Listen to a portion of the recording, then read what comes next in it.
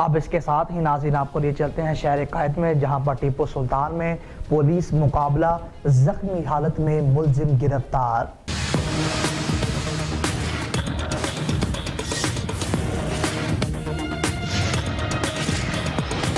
Karachi east की Tipu Sultan police और street किमर्स के दरमियान मुकाबला हुआ है।